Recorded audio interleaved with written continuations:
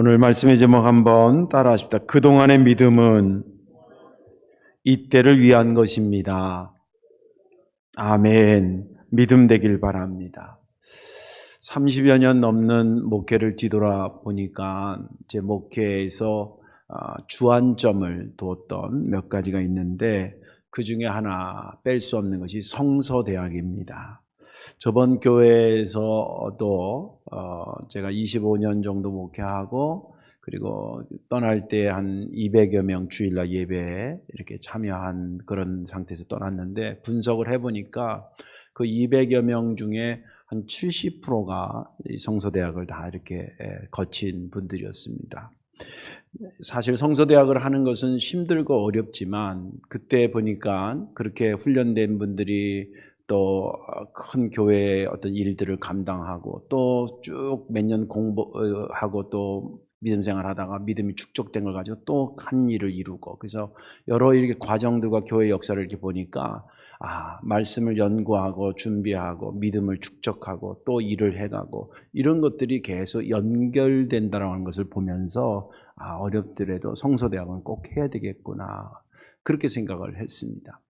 이쪽 교회로 와가지고도 바로 하고 싶었어요, 사실은. 그런데 아시다시피 제가 교회를 분석하고 또 이름도 알고 뭐 조직도 파악하는데 너무 시간이 많이 걸려서 1년 차 지날 동안에 못하고 아마 2년 차부터 시작을 했던 것 같습니다. 그래서 1년 정도로 이렇게 한번 시작하면 1년 정도를 가는데 지금도 9기 성서대학이 진행되고 있습니다. 이렇게 성서대학을 힘들더라도 저도 그걸 한번 개설하면 1년 동안 붙박입니다. 목요일 날 저녁이다 하다 그러면 저도 1년 동안 목요일 저녁을 매이는 거죠. 그래도 그렇게 하는 것은 첫째는 교회의 각 성도들이 그걸 통해서 믿음이 성장되기를 위해서 하는 거고요. 두 번째는 이들이 이 믿음이 성장됨으로 인해서 교회 생활이 재미있고 또 외부에서 오는 어떤 이단의 공격이라든지 또 사회적인 어떤 환란이 오거나 이럴 때에 그것을 능히 극복할 수 있는 힘을 기르기 위해서 이 성서대학을 하는 것입니다. 한 번은 여기 와서 성서대학을 할 때였는데 몇 년 전인데 막 한 기수가 이제 시작돼서 얼마 안 됐는데 어느 분이 이제 전도사님한테 연락이 온 거예요. 자기가 동네에 아이들 이렇게 유치원 보낼 때에 차 태우기 위해서 이렇게 엄마들이 모이잖아요. 그때 이제 거기에 있어서 동네 학부모죠. 이렇게 알고 지냈는데 그분이 교회 다닌 걸 알고 어느 날 무료로 성경 공부를 시켜주겠다고 자기가 훌륭하신 강사님을 안다고 그렇게 얘기를 하더라는 거예요. 그래서 자기는 애가 둘이 있어서 거기 가서 배울 수가 없다니까 걱정하지 말라고 집에까지 와서 과외 수업 하듯이 가르쳐 주겠다는 거예요. 그래서 한 번을 와서 들었다는 거예요. 한 번 들었는데 뭐라고 이렇게 딱 반박은 못 하겠는데 자기가 그동안 성도교를 다니면서 배우고 들었던 믿음하고는 뭔가 좀 다른 것 같은 느낌이 들어서 전사님한테 전화를 했던 겁니다. 내용을 딱 들어보니까 수법이 신천지예요. 딱 들어보니까 알아요. 그래서 그분한테 제가 전화해서 절대 그거 나가지 마라. 그리고 이거 성서대학 이제 막 시작했으니까 조금 한두 주 늦긴 했어도 빨리 여기 참여하라고. 이제 그렇게 얘기를 했습니다. 그래서 그분이 직장이 있음에도 불구하고 이제 아이 둘을 데려오면 둘을 우리 정야 전사님이 1년 동안 봐줬어요. 저녁에 봐주면 성서대학하고 그리고 1년 기수를 마쳤습니다. 지금 신앙생활을 아주 건강하게 잘하고 이제는 어떤 것들이 오더라도 흔들리지 않고 그렇게 튼튼하게 신앙생활을 잘하고 있습니다. 믿음은 오늘을 살기 위해서도 굉장히 중요하지만 뜻하지 않은 때를 대비하기 위해서도 믿음의 성장은 절대 필요한 것입니다. 그동안의 믿음은 이때를 위한 것입니다. 오늘 본문에 있는 말씀은 에스더에 있는 말씀이죠. 이 남유다가 바벨론 포로로 가서 다 돌아오지 못하고 거기 잔류했던 상태에서 페르시아로 나라가 바뀌죠. 그래서 페르시아의 통치를 받고 있을 때에 있었던 일화를 다루고 있습니다. 여기 등장인물은 당시에 페르시아의 왕이었던 아하수에로 왕이 있고 그 아하수에로 왕의 그다음에 정권의 2인자 격인 하만이라는 사람이 나옵니다. 그리고 아하수에로의 왕의 왕비가 된 에스더가 나오고 그의 사촌 오빠 격인 모르드게가 나옵니다. 이 네 분이 거의 중심 인물이죠. 근데 이 하만이라는 사람이 얼마나 교만하고 그런지 이 모르드게가 유대인인 줄 알고 유대인들, 자기 페르시아 안에 있는 유대인들을 다 죽이기로 계략을 세웁니다. 왕의 이제 승인을 얻어야 되는데 왕한테는 뭐라고 얘기하냐면 저들을 죽이면 저들한테서 얻을 수 있는 금은보화가 많으니까 그거 가지고 저희가 국고에다 탁 드리겠습니다. 아주 이 민족은 독해서 아주 우리 말도 잘 안 듣고 이런 얘기를 쭉 합니다. 그러니까 임금님이 제대로 모르고 그럼 그렇게 하라 그러고 어인을 찍어줘 조서를 꾸며가지고 각 지역에 이제 D-Day를 딱 잡아가지고 이날 유대인들 다 죽여라. 그리고 공문을 딱 보냈습니다. 이 사실을 모르드게가 알고 속이 타는 거예요. 딴 방법이 없어가지고 옷을 베옷으로, 일상 옷이 아닌 베옷으로, 슬픔을 상징하는 베옷으로 갈아입고 성 문 앞에서 대성통곡을 하고 웁니다. 이 소식이 들려서 그의 사촌 여동생이었던 에스더한테 들린 겁니다.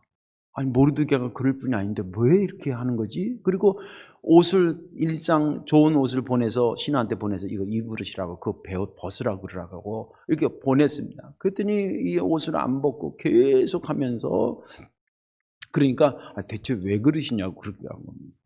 그러니까 모르드게가 쭉 얘기를 합니다. 초본도 하나 공문 조서 꾸며서 보낸 그 초본도 보여주면서 여기 지금 뭐가 적힌 줄 아느냐. 하만이 우리 유대 민족을 아주 몰살시키려고 D-Day를 잡아가지고 왕의 승인을 얻어가지고 이렇게 지금 조서를 각 도성에 보냈다는 거예요. 이제 큰일 났다는 거예요. 그러면서 에스더한테 이렇게 전해달라는 거예요. 네가 좀 임금님한테 가서 이거 억울하다. 그래 좀 살려달라 그래라. 이렇게 좀 간청을 해라. 그렇게 해서 이제 전달을 했습니다. 에스더가 딱 들어보니까 사실은 그것은 너무 안타깝지만 자기도 어떻게 할 수가 없는 거예요.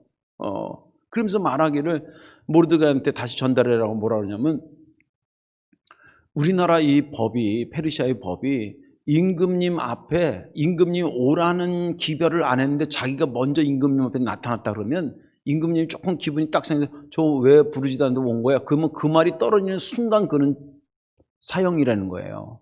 그게 당시에 페르시아의 법이었고 그리고 자기가 지금 비록 왕비이긴 하지만 임금님이 불러야 그 왕한테 가는데 임금님이 자기를 지금 안 부른 지가 한 달 내내 30일이 지나도록 한 번도 부른 적이 없다는 거예요.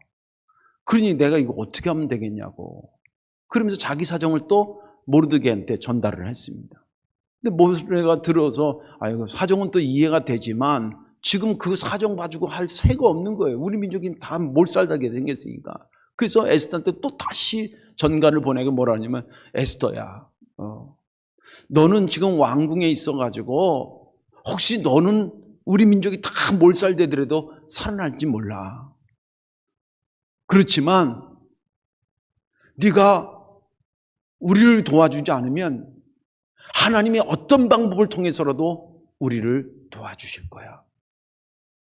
그러나 내가 원하는 것은 네가 좀 어렵더라도 왕 앞에 가가지고 임금님 이거 너무 억울합니다. 사실 저는 유대인이었고 우리 민족이 나쁜 것도 하지 않았는데 하만인 사람이 계략을 세워서 이렇게 죽이려고 하는 것을 임금님한테 아주 미사오고를 써가지고 뭐 돈 드린다 이런 얘기해가지고 속인 거나 똑같습니다. 사실은 그런 엉뚱한 짓을 하고 있는 겁니다. 라고 얘기를 해줘라. 만약에 네가 지금 왕비가 된 것은 이때를 위해서 왕비가 된 거 아니겠냐. 그렇게 간곡하게 부탁을 합니다. 그 얘기를 에스더가 쭉 듣더니 또 자기가 모르드게를 통해서 이렇게 양육받았던 이런 것들을 쭉 생각하고 왕비가 된 거 이런 것을 가정을 순간하면서 그렇구나 하는 생각을 가지고 다시 전가를 보냅니다. 모르드게여 알겠습니다. 그러니 지금부터 유대인들한테 연락해서 나를 위해서 3일 동안 금식 기도해달라고 그러십시오. 저도 제 신하와 함께 3일 동안 금식 기도하고 그리고 왕 앞에 가서 담대하게 얘기하겠습니다. 그러다가 죽게 되면 죽겠습니다 라고 얘기하면서 모르드게가 그 얘기를 진행해 갔더라 라고 하는 것이 본문의 말씀입니다.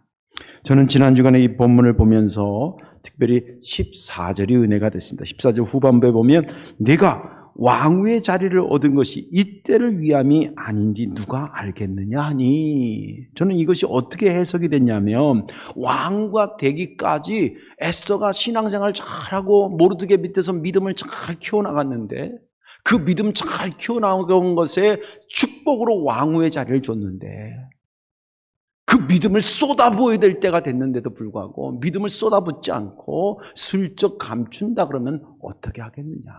그동안 네가 믿음 생활 잘해와서 왕후가 된 거, 이 믿음은 사실은 이때를 위해서 하나님께서 주신 은총 아니겠는가 하는 소리로 들렸습니다. 오늘 말씀에 저와 여러분들이 은혜 받으시고 저와 여러분들도 그동안 신앙생활 하면서 받았던 은혜들, 믿음들이 얼마나 많은지 모릅니다. 그 은혜와 믿음을 이때를 위해서 쏟아붓는 결단이 일어나기를 주님의 이름으로 축원합니다. 어떻게 해야 이때를 위한 믿음이 될까? 어떻게 해야 이때를 위한 믿음이 될까? 그 첫째는 평상시에 믿음 키우는 기회를 놓치지 말아야 됩니다. 다시 말씀드릴게요. 어떻게 해야 이때를 위한 믿음이 되느냐? 평상시에 믿음을 키우는 기회를 놓치지 말아야 됩니다. 오늘 본문은 아닙니다만은 그 앞으로 가면 2장 7절에 이렇게 기록이 되어 있습니다. 그의 삼촌의 딸 하닷사 곧 에스더는 부모가 없었으나 용모가 곱고 아립다운 처녀라. 그의 부모가 죽은 후에 모르드게가 자기 딸같이 양육하더라. 이게 에스더서에서 에스더를 소개하는 첫 번째 문장입니다. 이것을 제가 이렇게 소개하는 것은 여기 보면 뭐 그가 성경 공부를 했다, 뭐 성경을 읽었다, 뭐 기도를 열심히 했다, 이런 우리가 직접 그 단어만으로 추측할 수 있는 믿음이 성장하는 요소들은 안 보입니다. 그런데 이 말씀을 가만히 묵상해 보면 이때가 에스더가 믿음이 계속 자랄 때였구나라고 하는 것을 확신할 수가 있습니다.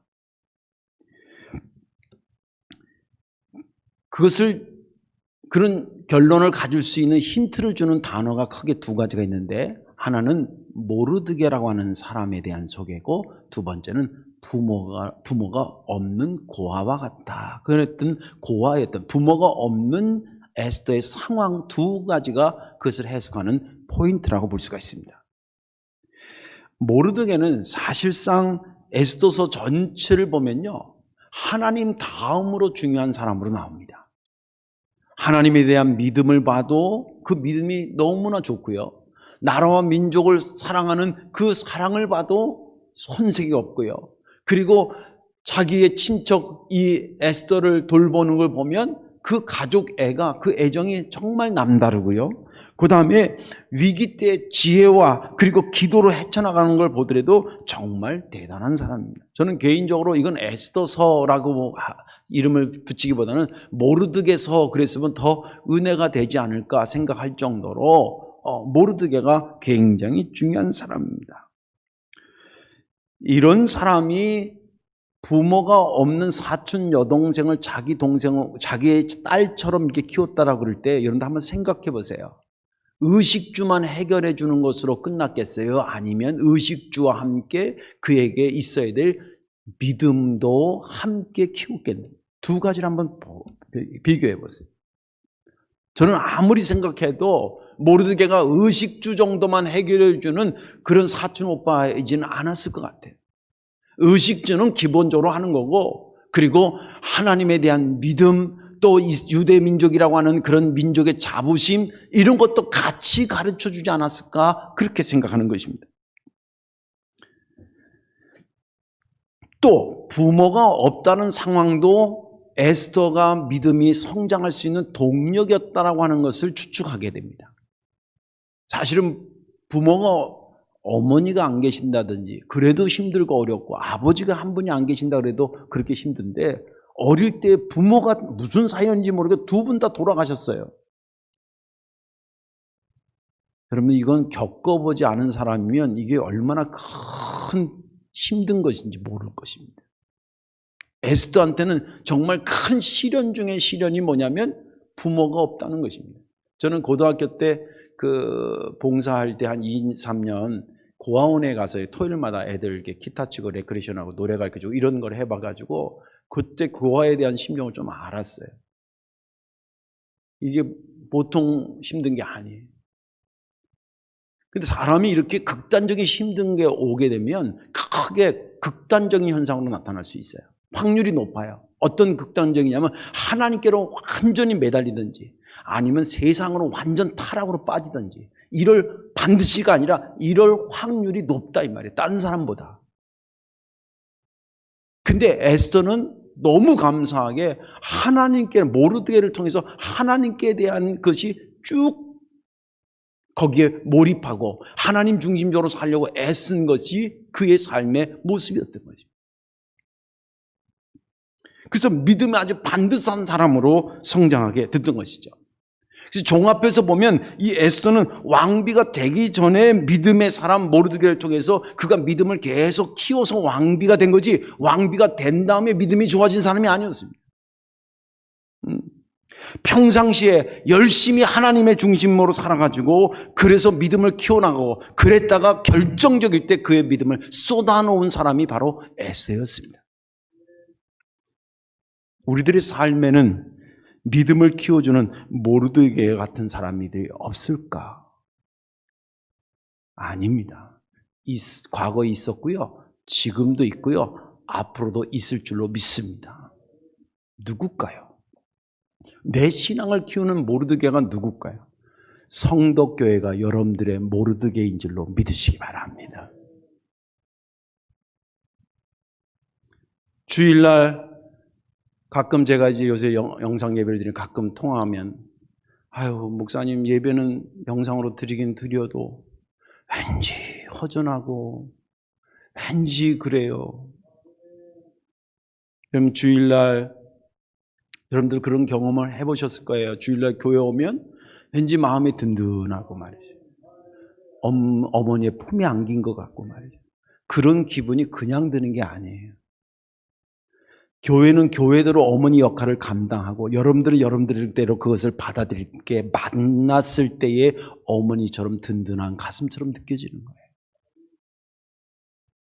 성덕교회가 여러분들에게 그런 역할을 감당해 온 것입니다.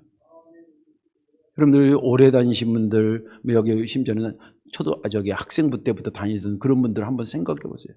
자기 인생과 성덕교회 분리할 수 없는 것이 이걸 알죠. 여기가 나쁜 곳이면 그렇게 몇십 년 다니겠어요? 벌써 딴 데로 갔겠지. 하나님께서 모르드게와 같은 성덕교회를 여러분들의 품에, 여러분들의 삶에 허락하셔서 믿음을 키워주셔요. 또 성덕교회 안에는 보니까 부족하지만 담임 목사를 통해서 여러 목회자들도 움직이고요. 또 듬직한 우리 장로님들이 움직이시고 그 뒤를 위해서 권사님, 집사님들이 움직이시고 각 선교회가 움직이고요. 각 파트가 움직이고요. 정말 어린아이들 사랑하는 교사들이 움직이고요. 네. 그런 사람들이 모여있는 것이 이 사람들을 다 동원시킨 것이 성덕교회고 이 성덕교회를 세우신 분이 하나님이죠. 그러니까 이런 것들을 다 종합해서 보면 하나님께서 우리로 하여금 믿음을 키울 수 있는 모르드게를 주셔서 우리의 믿음을 계속 평상시에 키워나가셨다는 거예요. 또 마치 에스더가 부모가 없어가지고 힘들고 어려운 것처럼 우리들 개인적으로 어려운 때도 있고 그럴 때마다 성령 하나님께서 절대 주저앉으면 안 된다고 강력하게 여러분들을 붙잡아 주시고 이끌어 주시고 매주마다 선포되는 말씀을 통해서 성령께서 여러분들의 심령을 붙잡아 주셨던 것들 모르드게와 같은 역사였던 것입니다. 여러분들의 믿음을 키워주는 동력과 같은 역사였던 거예요. 그래서 이때를 위한 믿음은 이때 생기는 게 아니라는 거예요. 이때를 위한 신앙은 믿음은 평상시에 주께서 주시는 은혜를 따박따박 받아 먹어서 병도 그런 거 아니에요. 먹는 게 부실하면 병에 걸릴 확률이 높더라고요. 근데 평상시에 밥을 따박따박 잘 먹고 건강관리를 잘하면 균이 들어오더라도 이길 확률이 더 높더라고요. 상식적으로 아는 거 아니겠습니까? 믿음의 역사도 마찬가지예요. 이때를 위할 수 있는 믿음은 평상시 때 여러분들 믿음을 키울 수 있는 기회를 절대 놓치지 마시기 바랍니다. 그때에 쌓아둔 믿음이 결정적일 때 열쇠가 되는 줄로 믿으시기 바랍니다. 두 번째로 어떻게 해야 이때를 위한 믿음이 되냐면 이때를 이기는 방법은 믿음밖에 없다는 확신을 가지셔야 됩니다. 이때를 이길 수 있는 것은 믿음밖에 없다. 오늘 본문에 나오는 이때는요, 어떤 때냐면 아까도 소개했지만 이스라엘 백성들이 죽게 된 때를 얘기합니다. 죽을까 살까의 선택의 기로가 아니라 그냥 죽게 된 것을 얘기하는 거예요. 이렇게 하면 죽을 수도 있고 이렇게 하면 살 수도 있다. 그런 기로에 놓인 거하고 100% 죽게 된 거하고는 차원이 다르죠. 지금 이때는 죽게 된 것입니다. 예.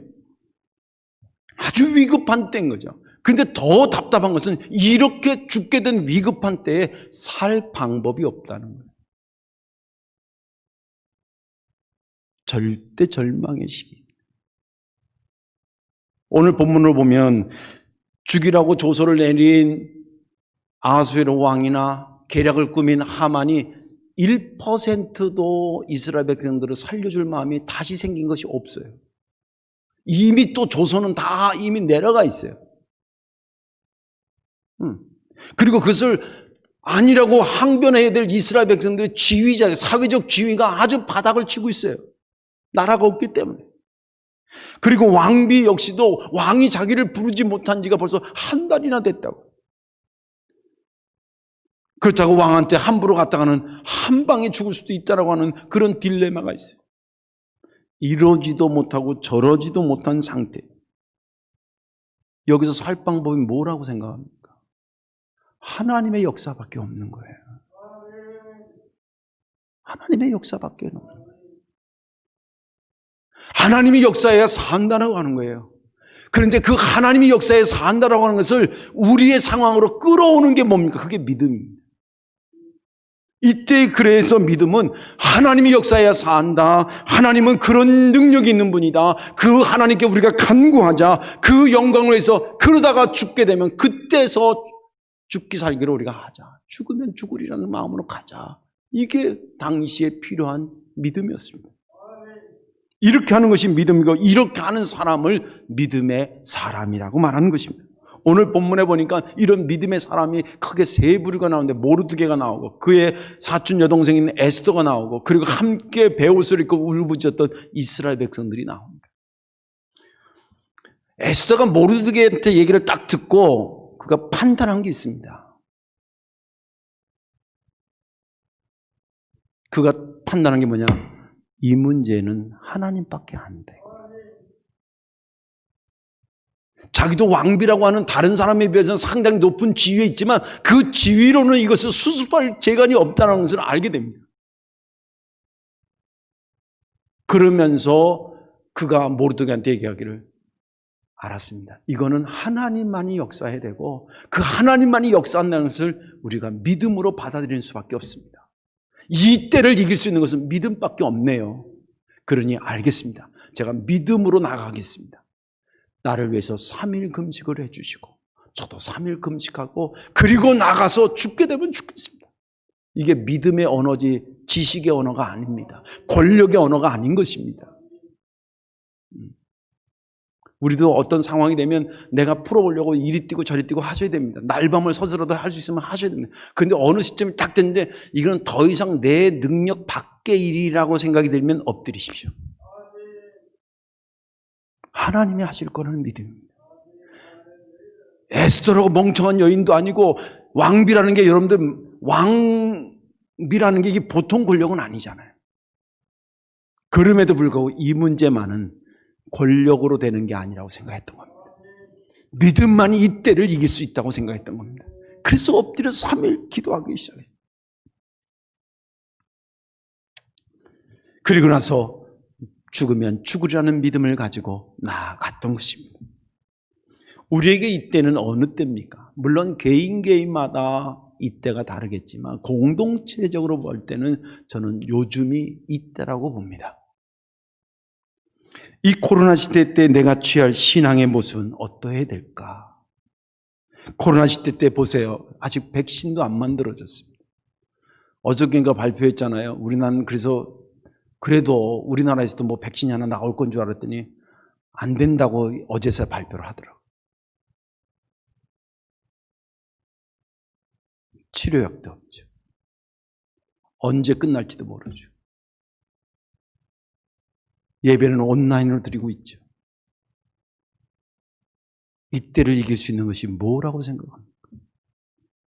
하나님의 역사와 그 역사로 이루어진다라고 하는 것을 믿는 믿음만이 이때를 이길 수 있는 유일한 해답임을 믿으시기 바랍니다. 코로나 블루라고 하는 신조어가 생겼습니다.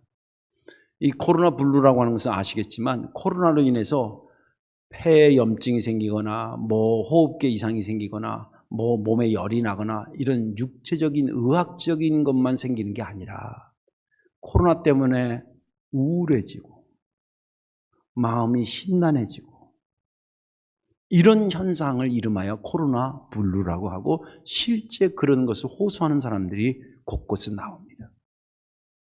저는 그 단어를 볼 때 해답은 믿음밖에 없다. 코로나 블루가 이때라고 할 때 이때를 이길 수 있는 것은 믿음밖에 없다.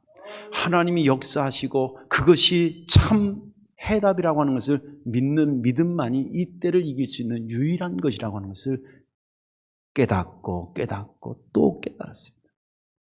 교회사, 우리나라 교회, 우리 세계 교회사 2000년을 쭉 보면 지금 우리가 있는 이때와 같은 이때들이 얼마나 많은지 모릅니다.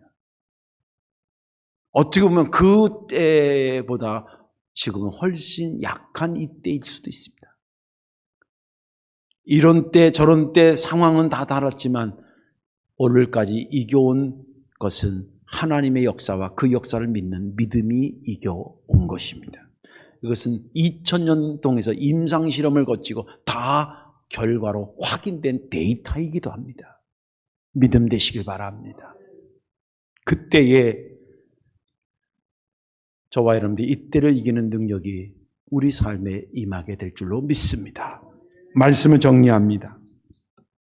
우리 교회에서요 1년 동안 하는 행사가 굉장히 많습니다.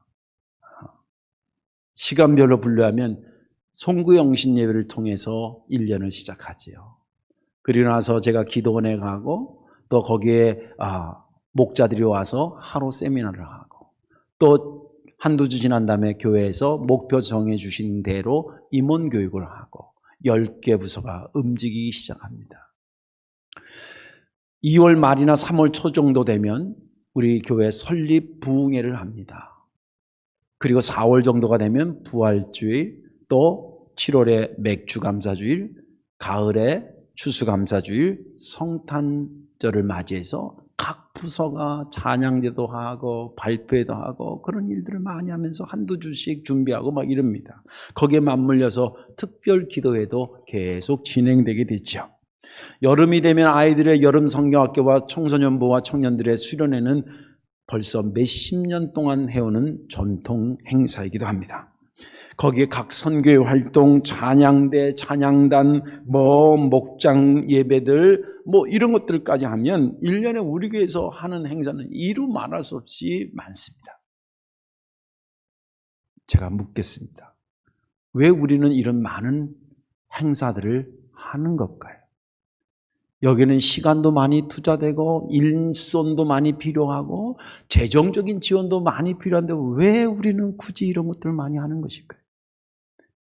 목적이 무엇이라고 생각합니까? 우리들의 각자의 믿음이 성장되고 성숙되는 데에 있는 것입니다. 그렇지. 교회 다니면서 믿음이 떨어지면 안 되니까. 그리고 모든 것의 시작은 성령 안에서 충만한 믿음에서부터 시작되는 것이기 때문에 어떻게든지 목사는 그 믿음을 조금이라도 복돋아주고 이끌어주려고 밤잠을 설치되면서 움직이는 거 아니겠습니까? 또 모든 장로님들이 움직이는 게 그런 거 아니겠습니까? 그동안 우리는 81년 동안 그런 믿음의 축적의 역사를 이어왔습니다.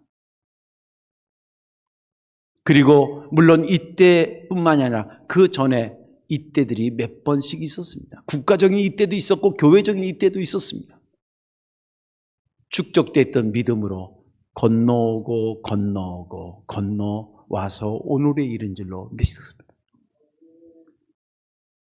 요즘도 이때가 됐습니다. 단도직입적으로 얘기하자면 코로나 때문에 기도가 줄었다? 성립이 안 됩니다. 코로나 때문에 예배가 줄었다? 성립이 안 됩니다. 코로나 때문에 찬양하지 못한다? 성립되지 않습니다. 물론 다른 때보다 더 많은 에너지를 필요로 하고 다른 때보다 더 어렵다는 것은 압니다. 그래서 그동안 있었던 믿음이 쏟아부어져야 될 때가 이때인 것입니다. 에스더에게 이때에 그가 그동안 믿음의 삶을 살았고 그것을 얻은 것으로 쏟아부으라고 이때가 그 전에 믿음을 준비시킨 이때인데, 그것처럼 저와 여러분들 또 우리 성도교회 모든 성도님들 그간 내가 이렇게 저렇게 하면서 세워졌던 많은 믿음의 성장과 성숙된 그 영적인 에너지를 이때에 쏟아부으셔서 이때가 오히려 교회 성장의 새로운 출발점이 되는 그런 놀라운 역사가 일어나는 성도교회와 저와 여러분들 되시기를 주님의 이름으로 축원합니다. 기도하겠습니다. 사랑과 은혜가 많으신 전능하신 아버지, 은혜와 사랑을 감사합니다. 오늘 말씀을 통해서 그동안 우리가 여러 가지 행사와 또 믿음의 열정을 가지고 모아놨던 믿음의 충만한 영적 에너지를 이 코로나 때를 위해서 쏟아부어 이겨나갈 수 있는 그러한 우리가 되게 하여 주옵소서. 예수님의 이름으로 축복하며 기도하옵나이다. 아멘.